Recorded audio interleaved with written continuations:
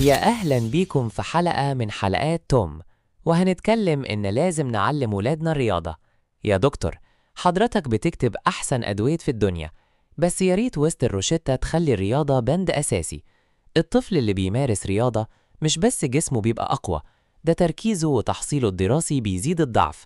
الرياضة هي الوقاية الحقيقية اللي بنعلمها للعيال من صغرهم.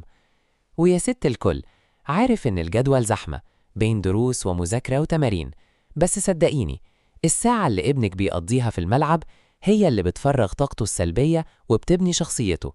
الرياضة بتعلمهم النفس الطويل وإزاي يقوموا بعد الخسارة، ودي أهم مادة مش موجودة. يا جماعة، إحنا مش بنخرج أبطال أولمبيين وبس، إحنا بنبني جيل صحته النفسية والبدنية سليمة. الرياضة استثمار مش تضييع وقت.